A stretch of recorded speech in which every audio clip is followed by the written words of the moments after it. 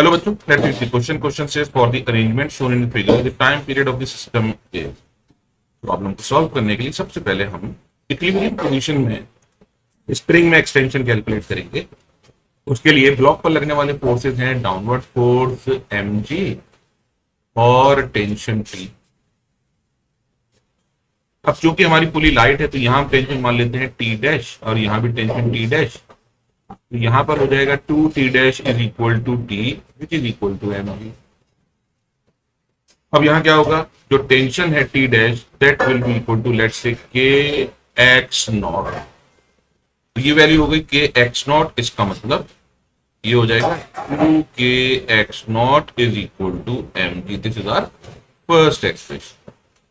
अब अगर हम इस ब्लॉक को डाउनवर्ड एक्सटेंड करेंगे x, तो सपोज कीजिए इस स्प्रिंग में एक्सटेंशन प्रोड्यूस होता है एक्स ए। ऑब्वियसली इसमें प्रोड्यूस होगा जीरो क्योंकि ये एक्सटेंड नहीं होगी। तो हमें मालूम है x इज इक्वल टू होगा x a plus zero divided by 2, यानी extension in spring is equal to 2 times of x। तो एक्सटेंशन हो गया स्प्रिंग में।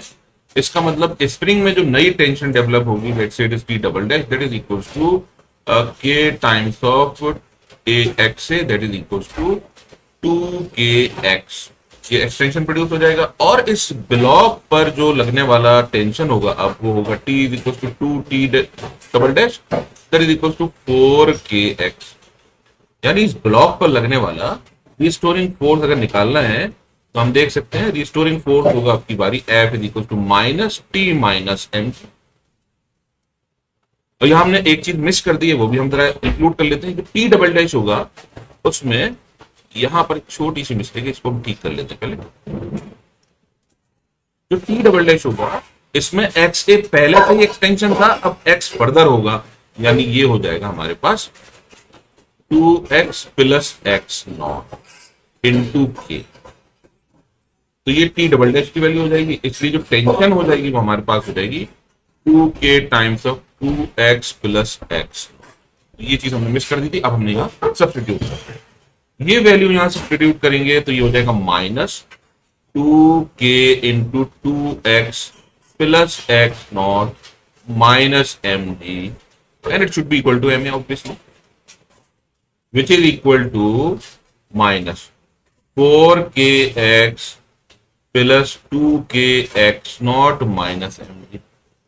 अब 2kx नॉट हमारा ऑलरेडी mg के बराबर है, इसका मतलब ये कैंसिल हो जाएगा। तो हमारे पास एक्सेलरेशन क्या बचेगा, minus 4kx upon which is equal to the standard equation of f omega square x. इसका मतलब ओमेगा स्क्वायर की जो वैल्यू है omega square is equal to होगा 4k अपॉन m और omega is equal to root under 4k upon m और time period t is equal to 2 pi root under m upon 4k। So t is equals to 2 pi root under m upon 4k, which is option 4. I hope you understood the solution. Thank you.